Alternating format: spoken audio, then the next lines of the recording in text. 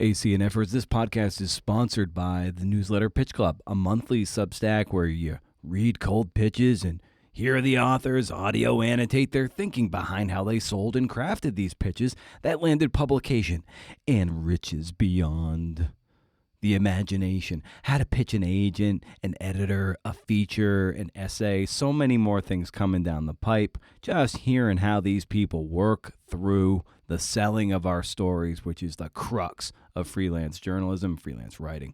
Welcome to pitchclub.substack.com. Forever free.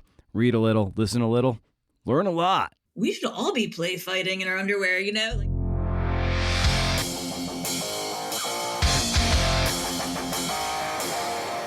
AC and Efforts. It's the Creative Nonfiction Podcast, the show where I speak with tellers of true tales about the true tales they tell. Been at it since 2013. We're the longest running podcast of our kind. We're still doing it. We are doing it, man. We ain't stopping for no one. No one. I'm Brendan O'Mara, the voice of a generation. Who's our guest this week, Kevin? It would appear to be Alison Lyn Miller, nice, author of Rough House, A Father, a Son, in the Pursuit of Pro Wrestling Glory. It's published by Norton. It's a great book, and it's an immersive story in an oddball subculture of amateur professional wrestling.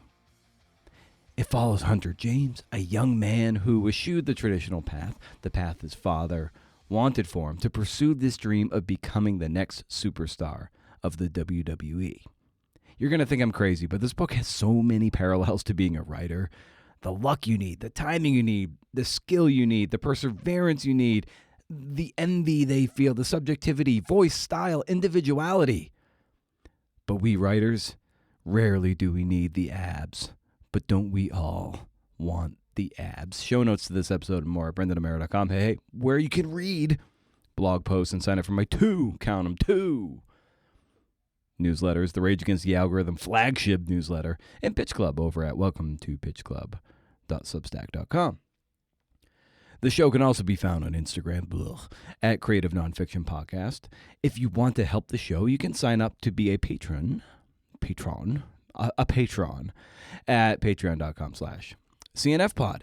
Any paid tier gets you access to the Flash 52 sessions, 52 weeks of writing Flash essays in community. It's been really fun so far. Good feedback. We have a nice little cohort that has been gathering.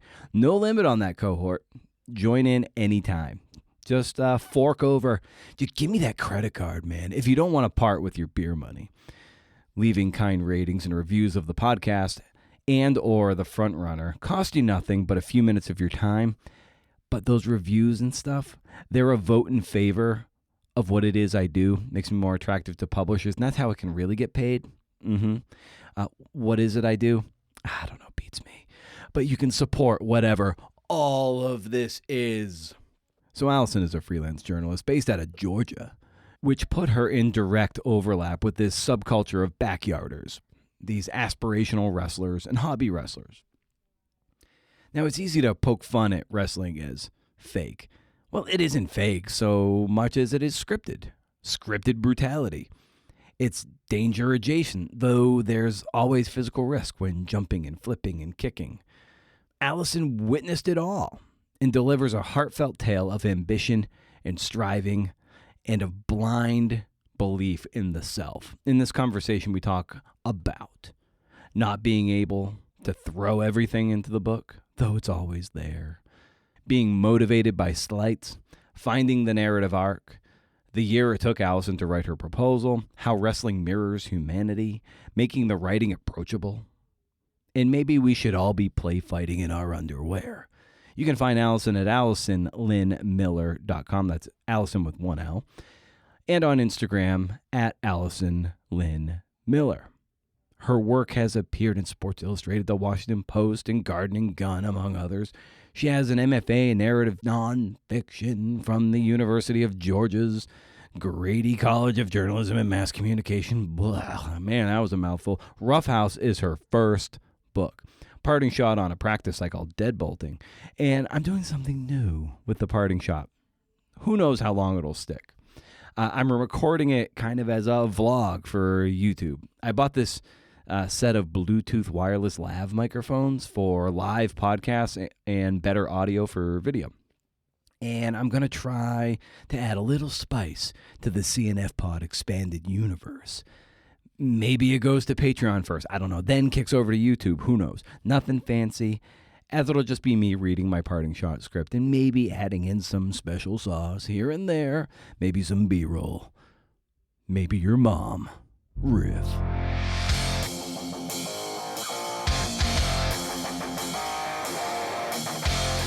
Don't ask this question. Don't go there. That structure should be as simple as it possibly can be. I think email is like the death of all of all creativity. This is going to have to interest somebody somewhere other than me.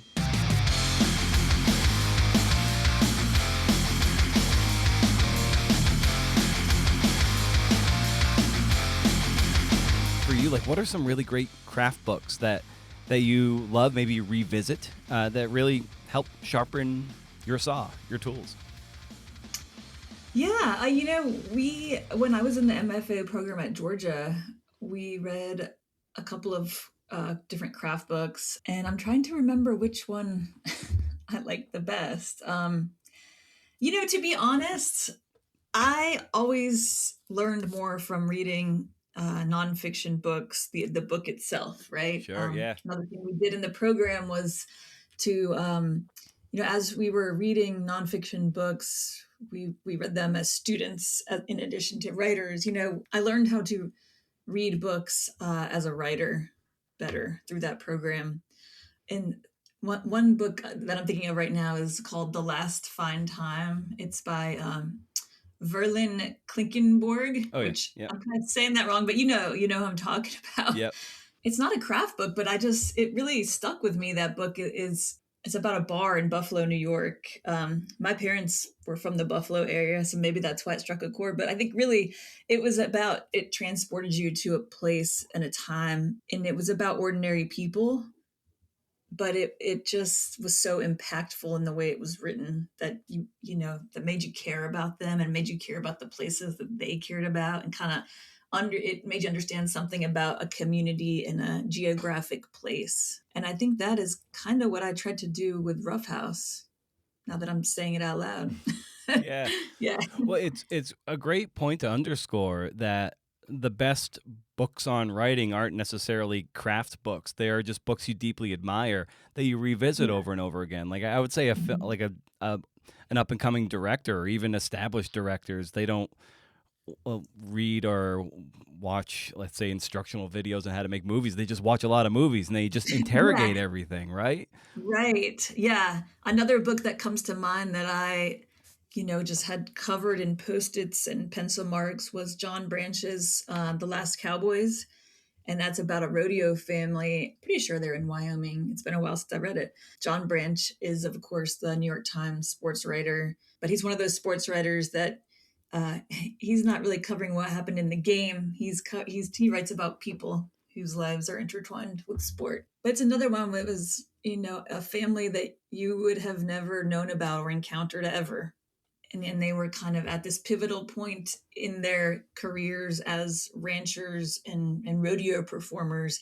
And the book is called Last Cowboys because it was kind of like so important to their family. And the friction is kind of letting go of that and moving forward. And do they want to do that? And how are they going to do that? And how is that going to change their identity? Yeah. When I was listening to an interview on sports radio several months ago at this point, with a Hall of Fame offensive tackle, this guy Joe Thomas. And when he got to the pros, any young athlete gets to the pros on like sheer force of will and physicality, but eventually they have to learn how to study and learn how to watch film, because that's what takes the great, like the goods to the great, is that element of study. And you kind of mentioned it a moment ago, how when you were in this MFA program, you started to read more like a writer. And so what does your film study look like when you're cracking open a book to really interrogate that text? I guess it's twofold, because I love reading nonfiction as a nonfiction writer. So to me, it's also entertaining. It's delightful. But I look at not only the structure of the entire book, but sentence structure. I learned a lot about writing scene from reading nonfiction books. A lot of time as a nonfiction writer, so many nonfiction books are about things that happened a long, long time ago, yet they read as though the writer was in the room. And that is because great nonfiction writers are tenacious reporters, and they're recreating scenes based on all these different pieces of information that they've acquired. And so I learned not only about recreating scene, but for my book, a lot of the times I was in the room. Reading great nonfiction books helped educate me on what to look for. And you can never, the most frustrating thing about being in a room as a reporter is like, oh, of course, something's happening over there and you're standing here, and, you're just constantly missing stuff, or you feel like you do. But putting it all together in a way that makes people visualize it, I think takes practice, and you can learn a lot from reading. Yeah, it's so hard, to change the camera angle, in reporting, because it's great that you had, with Rough House, that you could actually be present, but you can only be in this one area. But if something cool is happening across the room, you're going to have to maybe, I don't know, try to seek someone out that might have been a closer eyewitness or something, or even historical recreation. It's just like, all right, you got to find maybe other people who maybe were in the stands, or different newspaper accounts who are seeing it differently. It's kind of the fun, but it's also a really big challenge. Yeah, one scene in Rough House comes to mind, which is my main character, a young wrestler named Hunter James. He's on the very lowest kind of rung of a ladder that he hopes to climb to the top, which would be WWE, AEW. But he's had a couple opportunities to perform on some of these bigger shows as an extra, what they call talent enhancement. So he got to be on Raw once and SmackDown. And of course, I couldn't go. I wanted to go with him. Trust me, I asked if I could go with him. But, this is also his career, and I don't think he wasn't allowed to bring someone like me in there. This industry is very secretive, which I understood. So I had him, recreate that morning from the time he woke up, and so it's not just like, okay, what'd you have for breakfast?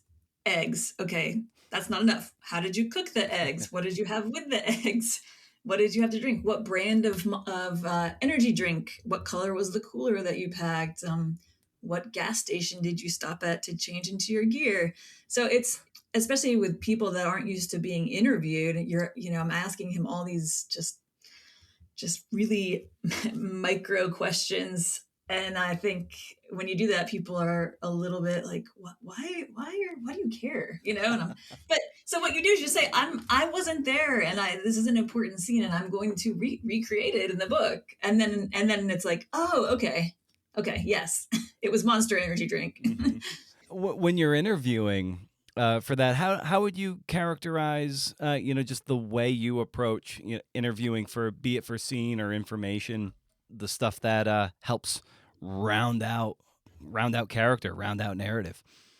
Yeah. I was just thinking about Seth Wickersham's interview with you, and he's like, I hate when people say you're having a conversation when you're having an interview, because you're not. You're there for a reason. And when he said that, I was like, I kind of feel like I'm having conversations. And then for me, part of being able to write this book was gaining access to a community and building trust. So I did have a lot of conversations, and some of that was just to get to know people and for them to get to know me. So I think for that, it was, that was sort of gathering information, basic information. And then people will start to tell you stories, and then you hear a story, and then you want to dig into that. So it's like you kind of have to make these veering off moments. And then later down the line, when you're working on putting it all together, you got to go back, and then kind of, we're circling back to what we were just talking about, is someone may have mentioned something, an anecdote, and then as you're writing the book, you realize, oh, wait, that's actually important. Like I need to hear more about that. So it was just constant conversations. I tried to figure out how many hours of interviews and observation I had. I don't know. It's many, many hundreds of hours. I would say more than 100 interviews for sure with various people, not just the people that ended up being the main characters of the book. And anyone who writes this way knows that so much of what you gather doesn't even end up in the book. But it also it's not wasted. It's all those interviews helped me understand the community and be able to write confidently about it.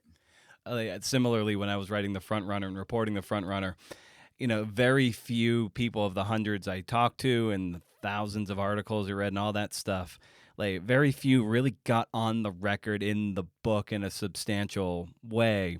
But to your point, none of it was wasted because it was all foundational and starting to build the world to be able to write confidently, like you said. And it's like none of that information was wasted. And sometimes it does feel crummy that you can't get them into the book and kind of like honor their time by having them in the text. But, they're there even if they're not there. Yeah. And that I feel that with this book because I spent 5 years. Let's get the math right. The opening scene of the book is in November of 2019. The book comes out in January of 2026. So that's the duration in which I've been working on it. And it wasn't every hour for every day for all those years. But you're right. I mean, I talked to so many people, and part of writing a book like this that has a narrative arc is finding a lead character, someone that can carry the story and be the guide for the reader that can kind of take the reader's hand and take them into some of these spaces. So you're not only rooting for the character or growing frustrated with the character or, laughing at the character, you're following them into the places that tell the broader story. Yeah.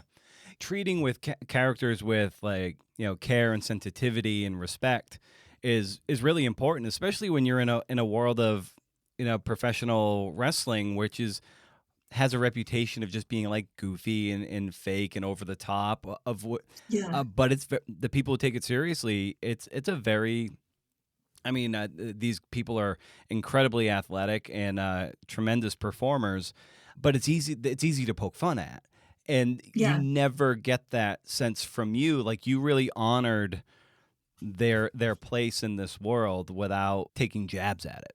Yeah, and I think back to my very first interview, kind of like my entry into this subculture.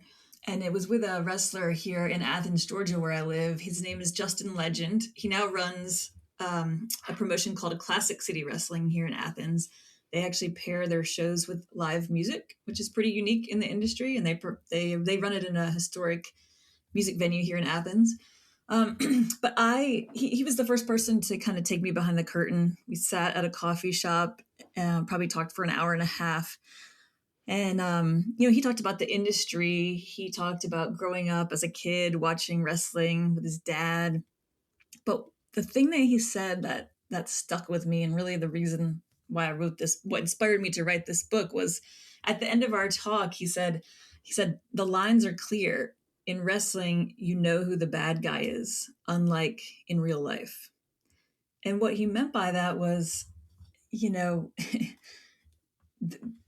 more that I've spent time in wrestling, it's like it makes me approach the real world with this kind of distrust in that, like, what is real?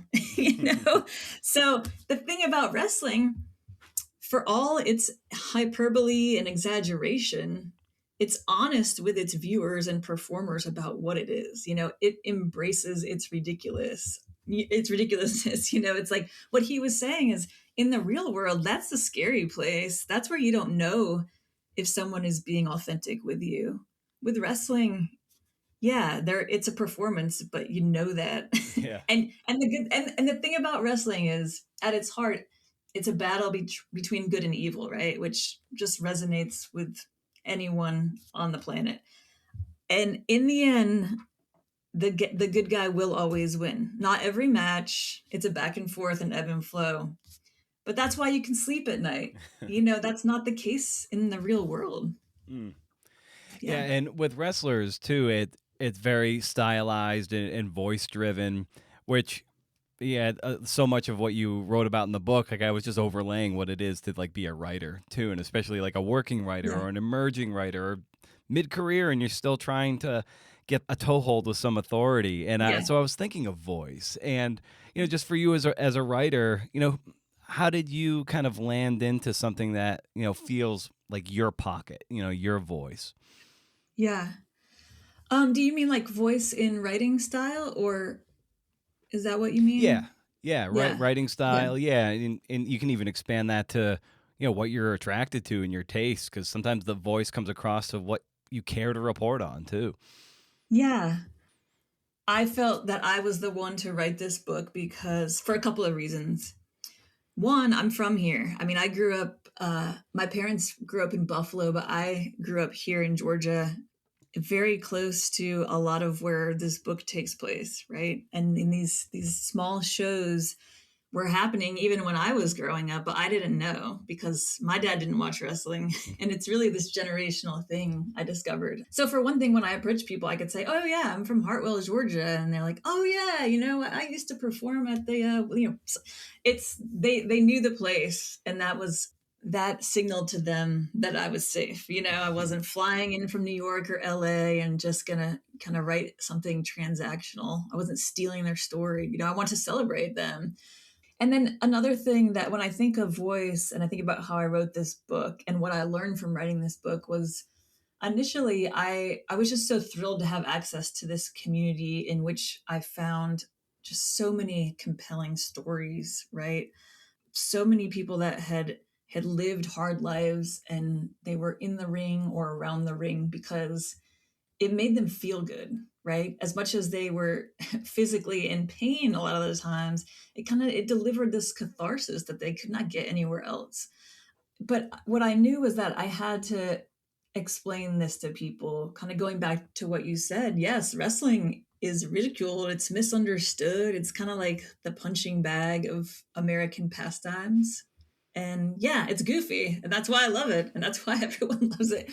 But to kind of convince a book publisher, to convince an agent the depth of what I encountered, I think that's where I found my voice. I knew that I needed to be knowledgeable enough and confident enough. And I knew that to sell the book, I needed to kind of mine meaning. So it wasn't enough to just say, wow, look at all these people. They're just, they're wrestling on Saturday night. Wow, isn't this cool? Like, that's not enough. That's not a book. So one thing I learned in the process was that subtext matters. So it kind of, to me, when I think about this book and other great nonfiction books that I love, or it's almost like this volley between scene and action and dialogue and the actual story unfolding.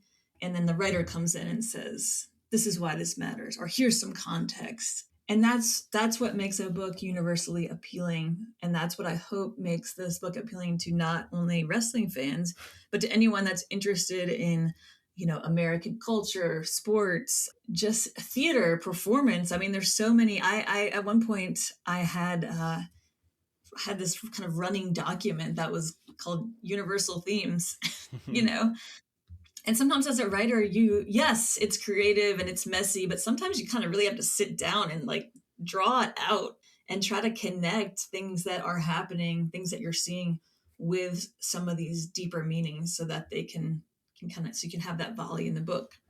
When you're maybe sketching that out, is that how you start to think about structure? Yeah, I think that helps. That helps. Yeah. I think also with this book, it is somewhat, things happen in order. Another thing to note is that as I was writing the book, the action was still unfolding. And that was exciting to me. It's kind of a challenge for probably the people that were the publisher because it's like I didn't know how the book was going to end. They didn't. I was like, when do I stop following Hunter on his journey? Yeah. I had no idea really until something happened that I saw could be an ending. So yeah, but yeah, so yeah, the universal themes definitely, they do help with structure because you can't go too far. It's kind of both ways. You can't spend too much time kind of on your soapbox explaining, right, before you get back into the action. And then you can't be in the action and scene for so long that the reader kind of forgets why this is important. So it's this kind of delicate balance. Yeah, I remember having conversations with my editor with the front runner and stuff when we were kind of just struggling to find. I was struggling to find the shape, and he would definitely help me shape it and structure it in a way that was, I think, satisfying. And he would always kind of lean on me. He's like, you're the expert here. You're driving the car, and everyone else is the passenger, and you need to be pointing out what's important and tell us why. I don't enter the story ever first person. You only come into this at the very end, but you're still pointing out what's important. So I think you can have that authorial presence without that I pronoun and being intrusive, but you are telling people, okay, like this is, look over here, and I'm going to tell you why. Yeah, it's so, and then like once it clicks for me, and I'm guessing for you too, it's like once you understand that, it's like, oh, duh, yes, of course, But when you're beginning to write, it is hard to have that confidence, because to write, I think of Wright Thompson's sports writing. He is a master at this. He knows so much about the people he's writing about, but also he's so confident in what he's delivering in his asides when he writes profiles of athletes. But when you're an unheard of writer such as myself, you're like, wait, but why am I the you got to get over that. You just have to kind of smash through that table, if you want to get wrestling with it.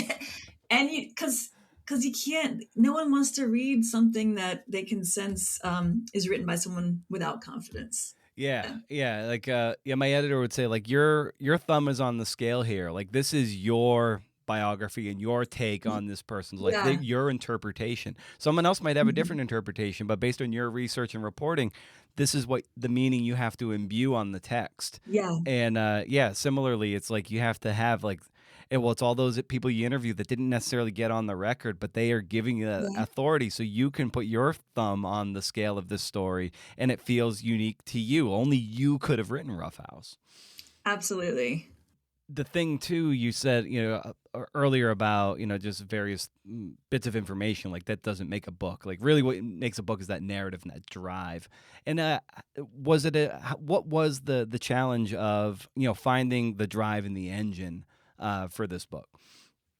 Yeah, I mean, Hunter was a joy to spend time with and interview. It's fun to hang out with young people.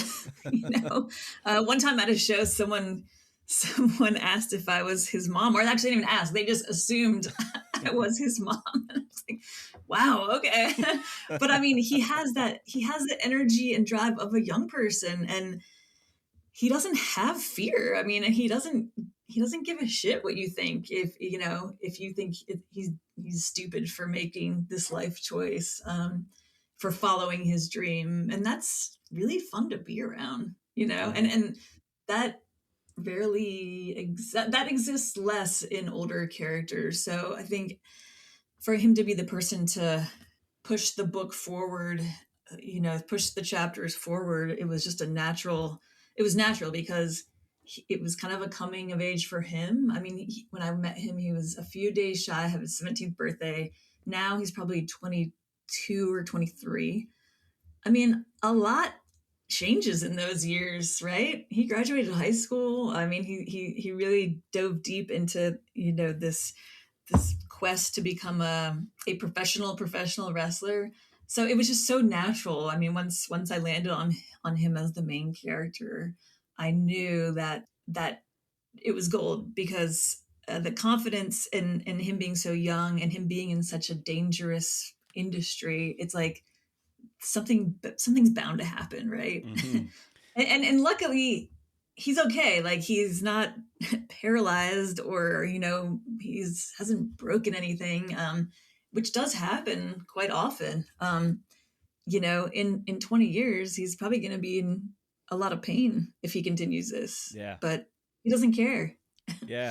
Well, a lot of it, to want to pursue professional wrestling and even to be a professional writer, there is a certain level of delusion and self-belief that you just have to Yeah. surrender to, right? And like, I imagine you saw a lot of that energy come, in your reporting. Yeah. I mean, I have told people that I can't pinpoint the moment where this became illuminated for me, but being an indie professional wrestler is so much like being a writer, especially a freelance writer. I mean, it's constant hustle, it's constant showmanship, it's constant putting yourself out there and hoping that's, the right person will see you. It's just so much work. So I think he and I had that in common. So I could really appreciate what he was doing because in a way I was doing the same thing. Yeah, there's a moment in the book too where you liken some of the. It might have been when Hunter and one of his other partners was kind of called up to WWE to like or somewhere of a high profile event, basically for free, but for the exposure. I was like, well, this reminds me a lot of the writing and stuff that we'll do for free here and there, because you just Yeah. have to be in as many places as possible, because maybe lightning in a bottle will strike and you just want to be out there. Maybe you'll get noticed. Maybe the right person will read a thing and be like, oh, what else are you working on? Or work together. Like, there's so many parallels like that. So absolutely. There's another moment too that really resonated with me, just in terms of the writer path too. I think this classic thing of like looking over your shoulder, and someone else is like, why is that person getting signed and I'm not? And Yeah. that degree of comparison and envy and jealousy is so apparent in our line of work too. Yeah. So how have you navigated, those feelings there, where it looks like, wow, I have those chops too, and I'm just, man, I don't feel like I'm getting Yeah. that opportunity. I mean, again, with the similarities, the professional wrestling, the gatekeepers, it's so subjective, Yeah. just as it is in our industry, right? Yeah. It's subjective and it's about who you know. I mean, that's also true of being a writer. And it was a tough sell. Just going back to what we said earlier about wrestling, I think that it is ridiculous, but the stereotype persists in, let's see, literary communities. I don't know what the correct way to say it is, but the higher you go on the literary scale, I guess, the more they look down on something like professional wrestling. And I think I have thought about the reasons for that. I think part of it is like the fans of professional wrestling, by and large, are kind of working class people. Wrestling's everywhere, but it has a particular stronghold here in the South. So one thing that happened when I was doing the book proposal, when we sent the book proposal out, one thing I should say, I was lucky enough to start working with the literary agent David Black in New York. Okay, he's a powerhouse. Yeah. The one phone call that I had with an editor, his first question was, how did you get in with David Black? I was like, and how I did that was John T. Edge, author, journalist, writer, human extraordinaire, was one of my mentors at UGA's MFA program. And he was actually the first one to really read what I was working on and believe in it and really push me toward this book. So he connected me with David. I spent a year on the book proposal. We sent it out to probably 30 or so New York publishers. Got a lot of graceful no's. What I read in between those lines of those no's was that wrestling fans don't read, which I think is not true. I think there's a lot. I mean, I just did a podcast with a PhD who also has a full-time job at a university, but he's a wrestling fan and runs a wrestling show. So that's not true. But I think, part of what I wanted my book to do was defy some of those stereotypes. And also think about movies like The Wrestler, think about The Iron Claw, how critically acclaimed some of these films are and stuff. That tells me that that people are interested in it. But one piece, so anyway, the book proposal went out, got a lot of graceful no's, got one call from an editor at Norton, who was then at one of Norton's imprints. He believed in the book. He wanted to offer me a contract. He couldn't talk the editorial board into it. So there was actually a time where I was faced with a decision of, okay, do you want to, table this for a while, maybe rework the proposal a little bit, give it some time, or do you want to bail on the project altogether? And one of the pieces of feedback that David delivered to me from editors that he had heard from was that, Alison has not written for the New Yorker. She hasn't written for the Atlantic. Who is she? And why is she writing? And why do we care about this book? So that kind of pissed me off. So Yeah. I did go out and get a Washington Post clip. and it actually was a very, very important story, that Washington Post story about something that was happening in my hometown. But I did take offense to that. And I think that's, again, I see that as also the kind of just impulsive dismissiveness about something that you don't understand. And this, yes, I'm talking about the book, but I'm talking about so many other things in the world. People's first instinct when they don't understand something is to dismiss it. So with this book, I hope that people do read it. I hope that people learn about not only wrestling as this kind of joyful, cathartic American pastime, but also learn a little bit about, the place that I grew up and the people that are here and what it means to them. When you hear editors of that nature saying like, she hasn't appeared here, here, and here, like, what does that do to your confidence? It motivates me, and I think it motivates Hunter too. I mean, in his world, when you asked me about that part in the book where he's kind of getting angry that he feels so confident in his abilities and his performance, but yeah, he's getting, people are getting drafted ahead of him, right? And it's hard for him to understand. So what does he do? He just pushes harder. He works out harder. He makes himself bigger.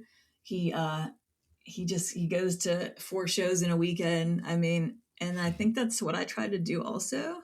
Yeah. What does 4 shows in a weekend look like to you from the writer angle? I think I just really got, after I did hear that feedback, I left the proposal alone for a while and started pitching stories again as a freelance writer. I did a piece for the AJC. I did this Washington Post piece about a trans man in my hometown that was trying to start up a pride parade. And then a Baptist pastor that I had met through that, who was actually just so welcoming, not only to the LGBTQ community in where I grew up in small town Georgia, but to everybody. And people were kind of mad at him for that. And that was a delightful time, just to get back out there and kind of do more of that boots on the ground writing. So I think it was a really good exercise for me. When you're writing a book, I mean, obviously I was at a lot of shows in the reporting this book. I was away from my home a lot, but I also was alone a lot in front of my computer. But what I really love about writing is being out there and talking to people. I think hearing no just made me want it more and put the work into it. Yeah. Yeah, and you said your proposal process, took you about a year. Similarly, it took me about a year to really hone the Prefontaine one. Especially someone like me, I'm not like a writer for the Athletic or all this. Like, I don't have that big banner name, so there was a lot of had to really sell myself, be like, who's this motherfucker, and why are we going to give him a book contract? And and so it took a long time. But so in that year that you were writing the book proposal, what were some of the hurdles and challenges that you had in generating it? Well, I think David and I spent several months just trying to narrow down the kind of, it's kind of like casting, really, Yeah. I had access to so many people with interesting stories, but what he said to me over and over again was narrative arc all the time. Yeah. And David's a great agent. He can be a man of few words. So a lot of times our conversations that might be the only thing he said. And it was like, okay, I get it. What he wanted to know, what he needed to know in order to sell the book was like, where does this book start? And if you can't tell me where it ends, at least tell me what are the ups and downs? What's going to happen along the way, Yeah. Yeah, that's really, really astute for sure. Like in the book proposal I'm working on now, based on the experience of the one that I had before was like, okay, like I am breaking down. I don't necessarily have to do whole sample chapters, but I'm like, all right, what does part 1 look like? What does part 2 look like? What does part 3 look like? And thinking like macro arc and then all these micro arcs, and it's just like, okay, now you're starting to speak their language, and now this is how you can maybe get this thing through, so then you can be turned loose to report and research. But until you learn that language, Matt, you're just spinning your tires in the mud.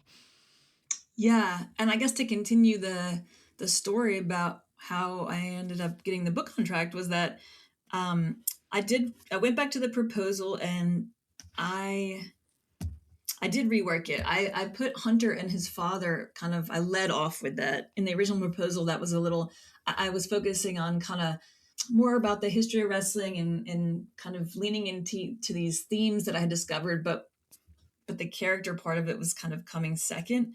So, what's more universal than a parent and child story? So that ended up being front and center. Another thing that happened was in that time, I didn't originally have access to Hunter's father, Billy Ray, because he didn't want to talk to me. So I knew that I wouldn't be able to tell the story as well as I wanted to if I didn't have access to him. And that would kind of kept me up at night for a long time. I was hopeful that with time, and I don't want to give anything away, but there's something happens in the book where Hunter and his father are not getting along for many months. And I was interviewing Hunter during this time, and I really wanted to spend time with his dad to get his side of it. And he didn't want anything to do with me. So it was probably, many months later, I was at a writing residency at the Hambidge Center in North Georgia. So I had 2 weeks to myself without Wi-Fi and cell signal. And I got him to talk to me. And, it's like we had a phone call, and it was fantastic. And then then he became part of my reporting, and it was just hugely valuable for the book. So that's also probably what helped sell the proposal. But anyway, that one editor from Norton who had believed in the book was still there and had been since promoted. So when we came back to him with the revised proposal, then it still took a couple more months, but that's, Oh, wow. That's where it ended. That dovetails nicely, because I have a question highlighted over here. Is just like, just what was the pitch like for you to get access to Hunter? But here Billy Ray too, who was very reluctant to speak to you for a long time. How were you able to navigate that? Well, the other thing was when I first started spending time with Hunter, I had no idea that I'd be writing a book, because this was back in 2019. I was just starting the MFA program that fall. So at first I was just, I told him what I would tell everybody, which was that, I'm interested in writing about this community. I did a couple of magazine pieces. I'm not really sure what it's going to end up. And then later, as the years and months went by, it became, I'm working on a book proposal. I'd like to write a book, but I'm in kind of the researching phase right now.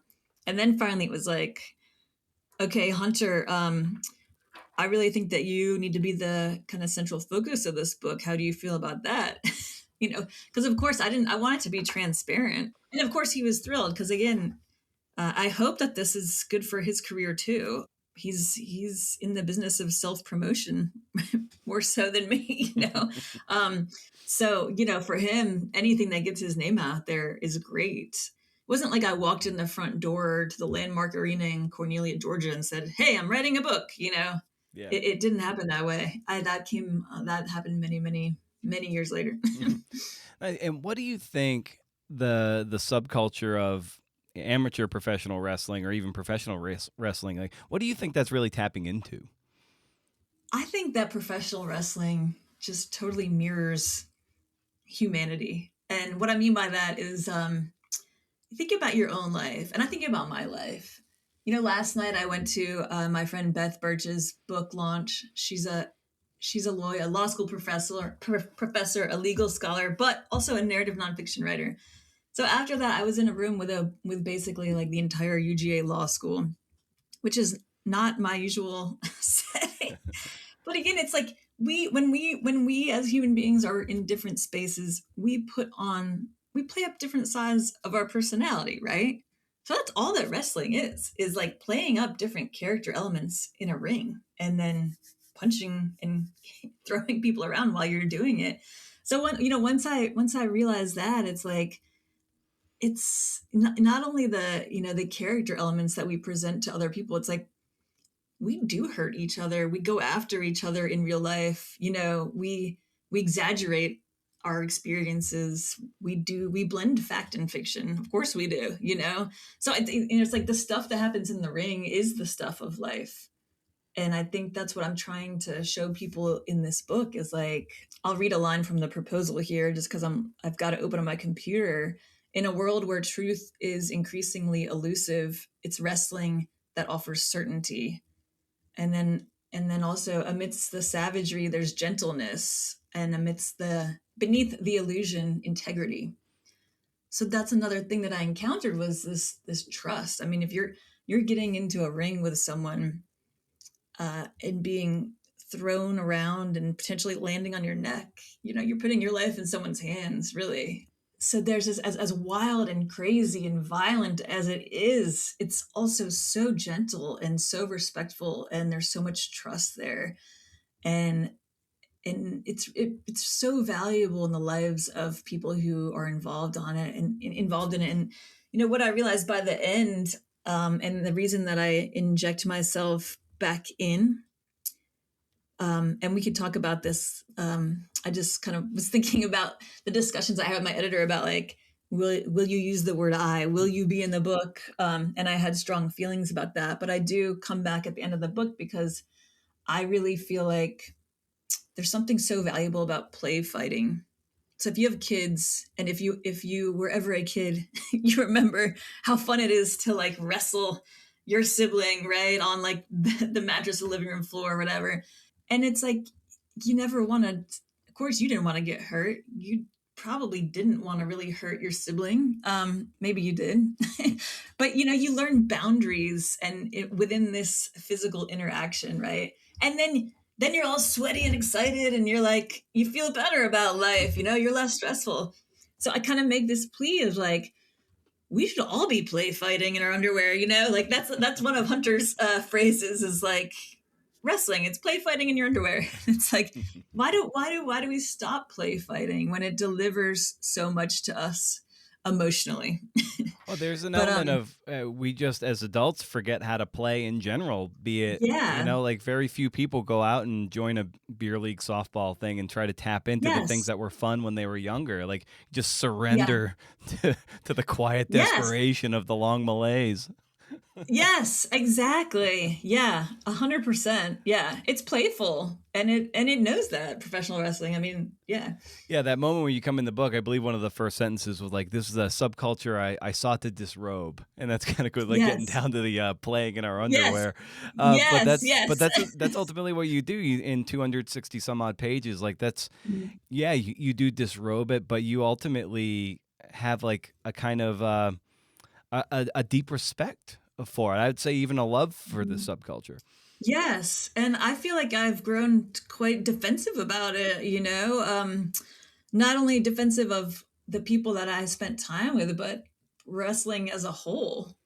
Because I do find it, I think it's just so valuable as something that is in most parts of the country, you're probably not more than an hour or a few hours away from a small town indie wrestling show. Certainly in Georgia, you're never more than an hour away from one. And it's just about the most fun you can have on a Saturday night. I bet. Yeah. The backyarders, as you call them, right? Like, yes. They're on that wobbly low rung of the yeah. The series. What does it take to make it in professional wrestling? Yeah, I think it's a lot of luck. It's a lot of luck, and it's a lot of knowing the right people, but it's also intense training, intense shaping of your body. You're shaping your body to look like something that people want to see on TV. Now, sometimes that is, it doesn't have to be like a huge Hulk Hogan body, but it's something that has to reflect the character that you're going to play, right? And these, I guess, pictures of what, the casting office wants at any certain time, it shifts, right? So, maybe Hunter's persona, the character he plays, and his look maybe 15 years ago, that was what people wanted. Or maybe in 2 years, it will be what people want again. You just don't know. And really, when you're at this level, you have no way of knowing. So I don't think there is any kind of perfect elixir. Mm-hmm. It's a lot of continuing to show up, continuing to work, and to take it seriously. And really, his whole life is wrestling. When he's a full-time 9-to-5 job, but after that, before that, and after that, it's training, it's working out, it's practicing, it's networking, and it's just years and years and years of that. Oh, wow. How has he come to reconcile the uncontrollable nature or what's out of his control?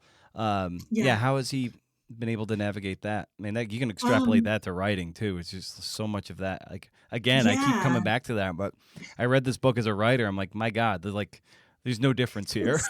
Yes, exactly. Well, and I think this is what happens for a lot of people in wrestling and definitely in writing too. It's like, you might start out with these grand dreams of, being a New Yorker staff writer. But at some point, you're just like, yeah, I think I'm good. Just kind of like writing for this regional magazine that pays me well. And I enjoy the work, and I get to go on trips with my family. There's nothing wrong with that. Okay. Like so I think that for a lot of wrestlers, that's what happens. Is for most of them, there was a time in their life when they really thought like, man, I'm going to go all the way. Yeah. And then eventually they know that that's not going to happen, and they don't care, because they are having just as much fun performing in front of, 100 people at the Boys and Girls Club in Monroe, Georgia on a Saturday night. It still delivers to them this thing that is the most important part of all this, which is this catharsis, the thing that they can do this on Saturday night and then be a satisfied, nice human being Monday through Friday. Yeah it's wild to think that, but at least with us as writers, like maybe as our ambitions shift, and like maybe we do have those starry eyes to be like that New Yorker staff writer, and then our priorities shift and be like, it'd be nice to maybe crack in, but it's not the end of the world if not. And but by virtue of this, the older we get, maybe the more skilled we get, and that door is never really closed in the way that it's going to close for Hunter eventually. Yes. Thank God us writers do not have to be physically strong most of the time, right? Yeah, I mean, but yes, for many wrestlers, I just thought of something, which is that age. You think about age, and especially with the male body, what's interesting about what's happening in this book is like Hunter's father is constantly trying to look and feel younger. Mm-hmm. Hunter is constantly trying to look and feel older in order to so they're both like racing toward this, like some ideal, display of man, right? Yeah. So that was actually something else that kind of, I feel like that was one thing I maybe wish I had dug in deeper to in the book. That was one thing my editor was like, yeah, you got to like dig into that. Mm-hmm. What was it like for you, is being a woman and then being in this world of just hyper masculinity? Yeah. Well, I will say it was great. I mean, I started doing this reporting before I knew anything about, I'd never heard the word toxic masculinity. And I have to say, it never, ever felt that way in these spaces that I was in. Also, there's other women there.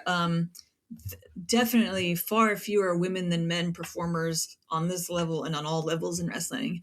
But I was impressed. These spaces that I was in, it was all pretty professional. Like even if it was all men, they were out of respect for them, for each other, for me, or for whoever. Like when they're changing, they have like this. They have in their bags, they carry towels so they can like remove their pants and put on their gear and stuff. So I mean, it's probably, I've never been backstage at a community theater, but I think probably it's similar to that. But yeah, I never felt unsafe at all, ever. Yeah. When did you know you were like ready to start really writing, like like in en masse, where most of the research might have been done? You're like, all right, now it's time to write a book. Yeah, it was probably after I got the book contract. I mean, as you know, as someone who's written a book proposal, a book proposal is, I always heard people say, if the book proposal is harder than writing the book, which I kind of disagree with, but I do see why people say that. I think after I got the book deal, which would have been fall of 23, I really, really started writing in January of 24, and I spent the whole year. So I turned it in January of 25. But yeah, I do remember after I had spent so much time just like pushing and pushing to get a book contract, and then I got it. And I did have this moment of like, holy shit, I have to write the book. That 2 a.m. voice is terrifying. Yeah, it was like, what have I done? Yeah. So it's probably January of 24, and the way I was able to wrap my brain around that and then make it not feel so insurmountable, because my background, what comes from magazines and some newspaper where word counts are like 200 to 2,000 words, right? And then I was going for 80,000 on this book. I mean, it's like hard to even imagine. So I chopped it up into 20,000 word sections. I remember when I first got to that 20,000 mark, I was ready to just like run down the road and like, with a parade. I was so excited that I did it. Yeah. And then once I had the 20,000 done, it was like, okay, I got to 40. And then all of a sudden, then you're like rocking and rolling. It's like, oh yeah, I can get to 80, no problem. Once you get in the groove. Yeah. I remember so I had in the contract, of course, this is kind of fluid. It's like I had to hit 85 to 95,000 words. Yeah. I was worried that I was just going to regurgitate things that had been written before. And I was worried of even making it to that mark. And I wasn't even halfway through, say, like the narrative proper, and I had hit like 80,000. So I blew through to 160 in my first rough draft. Oh my God, that's like 2 books. It was, and I ended up cutting essentially a book from it. I cut like 60,000 words. So it was like, it had to be there, but it was just like, it was really kind of terrifying. And I had a pretty short runway too. So I had in my master spreadsheet, which I call like the brain of the operation or the central nervous system, I had like, word count per day, like what I needed to average per day to hit this on time. And it was like, if I did just like 250 or 300 a day, I was going to hit it. So it was always like, just knock out that little bit. Okay. Then back out and then make phone calls and do other newspaper stuff. But it just like kept me on pace. Yes, I think that's really helpful you kind of have to. You can't just sit down at a blank piece of paper and say, okay, 0 to 100,000 words, go. Yeah, you got to really break it up. Like the way you did it, that's just, you have to make it manageable. And it's like you can't run 26 miles in 10 strides. It's like thousands and thousands. Like you got to break it down and just be in that moment at that time. And eventually you trust that process and then it accretes. Yeah. Yeah, I will say when I did start finally writing or putting it all together, as a writer, I always start with listening to my interviews, and my interviews become the story or the book. So it was a lot of that, like re-listening to things and then kind of creating those scenes, and then it just kind of keeps going. Yeah.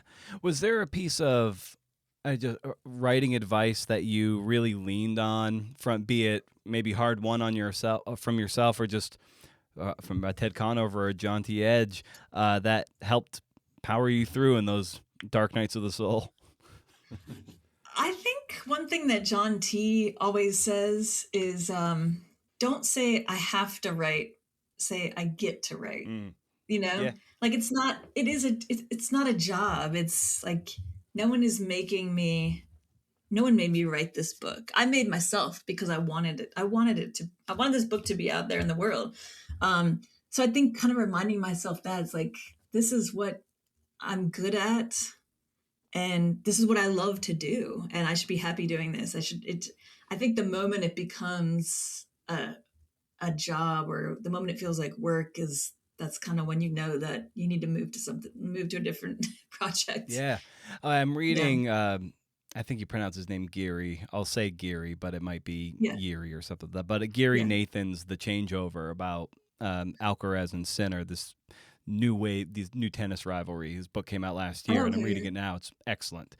And Carlos Alcaraz, is one of the better tennis players in the world. Like after winning a tournament, he just said something to the extent of like, it's just very simple. He was in pain, but he ended up winning the French. And it's like, you have to find the joy in the suffering.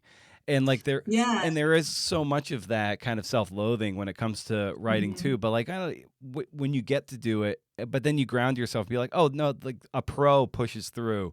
And I finding the joy in the suffering, I really like resonate with that, because it's not easy, but you do have to just find like, oh wow, you got to kind of lean into that discomfort, because this is normal. When you normalize that discomfort, it actually kind of greases the skids for you. And then you get that there are those writing highs, I just love every time I would go to a wrestling show and I would come home and I'd be like, oh, I know I got some good stuff. Like that's, and then when you're listening to it, months later, and you're like, oh yes, like that's going to be so great. I can tell you're having a good time writing the book, because I write little 1-page, book reports, if you will. Some little things that I pulled out that you wrote that were like your turns of phrase, like a world of brutal promise, a violent utopia, a wrestler's moves are like words in a story. I'm like, these are just really great cracking things that are painting the portrait, but I can also tell like you're imbuing a certain measure of meaning, and I can tell you're having fun in the text. And that's probably one of those moments where you're like, yeah, this is pretty damn good here. I wrote something good. Yeah. Another tip is, I had a couple of ongoing Word documents. One was called Wrestling Words, and it was some of it was like wrestling jargon, and others were anytime, and I still do this, although I've a little bit fallen out of habit. When I was working in these years when I was working on the book, anytime I read a story about anything and I saw a word that I liked that I thought maybe I could use, it went into that document just as like a single word, or maybe it's a word I hadn't heard before and I needed to look up the definition, and then that's where it went. And so sometimes as I was kind of editing myself, I would go to that document and just scan it and then kind of like feed my brain those words and hope that my brain would then deliver them to the page in the right way. Yeah. A lot of those little things that, when I'm out for a run or something, I always keep a notebook on me, a writer's rain notebook. So if I'm sweating and it's on close to my skin, it won't ruin. But those like little things like that, like, a world of brutal promise. Like I love that so much. And it's like, something like that might come to me on a run. I'm like, I got to capture it. It's like butterfly net. Or like gotta get it. Middle of the night. I used to, early on, I just remember waking up in the middle of the night and writing a sentence, or just, you just wake up with something in your mind. That's another good indicator that this is what you should be working on. Like, this is the thing that thrills you. And there's just no better feeling than that. Unless maybe you're a professional wrestler and you're in the ring. Again, back to the parallel. It's like kind of similar to what I heard performers say. It was like the high that you get after you perform is kind of like the high you get when you write a sentence, or when you wake up in the middle of the night with a sentence in your mind. You're like, yeah, that's pretty good. Yeah. I'm going to write that one down. Yeah. Unfortunately, there's no real, to use the wrestling term, there's no real pop when you write that good sentence. No one's cheering and setting off bottle rockets. You're alone in the room and it's 3:00 and then you go back to bed. Yeah. Well, Alison, I feel like we could chat for hours about this kind of stuff. There's so many great themes in the book. I think we tugged on a few that were pretty fun. But as I bring these conversations down for a landing, I always love asking the guests, you in this case, just for a recommendation of some kind for the listeners. And that's just like anything you're excited about that you want to share.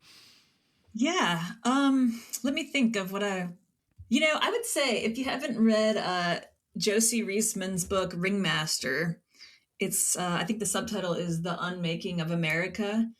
It is about professional wrestling, but it really draws a pretty heavy line between what's happening in politics in America right now to professional wrestling via Vince McMahon and his relationship with Donald Trump. And the kind of the inspiration that part of I really like I try to steer clear of politics, but the book is really illuminating. And Josie's a lifelong wrestling fan.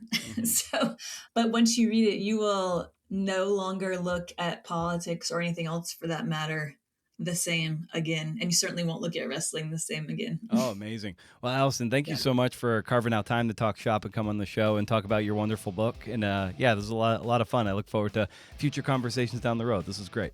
Yeah. Thank you for having me, Brendan.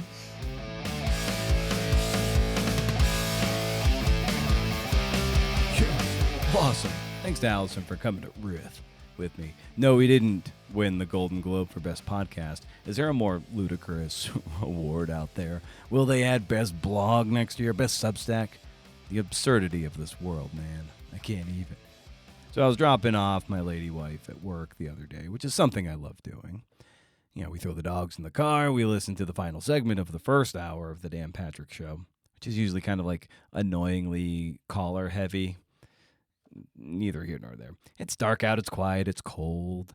And on my way back, it's the rare time I'm filled with a little bit of optimism, a little bit of possibility.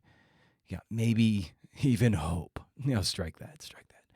But still, it's a nice feeling that I like to surrender to and keep going as long as possible.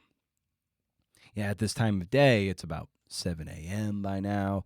The world has yet to really trespass on my day. You know, put better, I haven't invited the world into my day via obsessive email checks and compulsive checking of Instagram, Bluesky, Substack, YouTube, even Patreon's more cloistered social media footprint, patreon.com/CNFpod. When this happens, it's like I've left the front door open to my house and anything can just flow right in.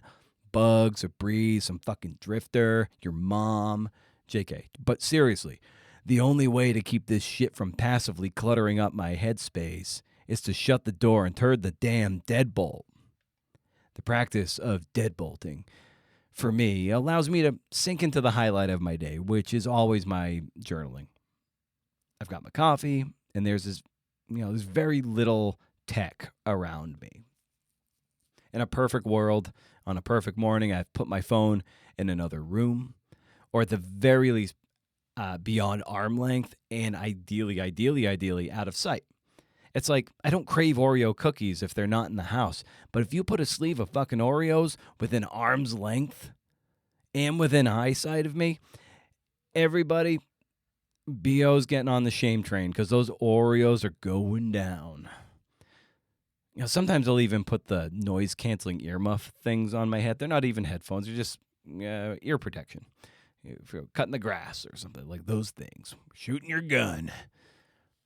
And just putting those on my head, really limits the noise that comes in. And it's a symbol, or a signal, I should say, to focus. And the only sound I can really discern is the incessant ringing of tinnitus or tinnitus from listening to heavy metal. Oh, all those years, still going. It does have a way of shutting out the world, which is pretty cool. Then, since I read a lot for the work and the podcast, I like to read. And if I don't have a call or I need to jump on, I like reading first thing in the morning, as a way to just keep the digital onslaught from coming. Ideally, it's a paper book, but I also have this geriatric iPad for reading books in PDF form. And I have a Kindle for reading NetGalley books. I don't buy anything from Amazon, but I have this Kindle, and I can get NetGalley things kicked to it. Yeah, my eyes are still fresh, and my brain is not hot-wired from the attack on civil liberties as we know it. It's a slow time, and a quiet time, ideally, most of the time. And the more I can keep that deadbolt locked, the more centered I feel, the more productive I feel. Not that we always have to be productive, but it makes me feel like that degree of production and forward propulsion just makes me feel good. Which makes me feel as if I'm contributing something good, because so much is out of our control, and maybe the only way to combat all of this shit is by putting that proverbial flower down the muzzle of the rifle. But man, that deadbolt is slippery. It wants to unclick and let the world wash over us and paralyze us into submission. I think a lot of us have been feeling that way. I know I have. Much of this we invite, but once we invite it, it's like a sludge that we can't easily mop up. Or it makes the door nearly impossible to shut. Like you're trying to keep the zombie horde at bay, and they're sticking their arms to the door jamb. He's just like trying to slam that fucking thing shut. At some point, the door has to open, or maybe we do step outside, shut the door behind us, so there is refuge, there is sanctuary. I'm not saying it easy. My gosh, I am really shitty at it. But with each day, we get that blank slate and the agency to turn that deadbolt and hear that satisfying click as a way to say that maybe I don't have control over much, but I do have control over this. And that's just going to have to be good enough for now. In any case, stay wild, CNFers. And if you can't do, interview. See ya.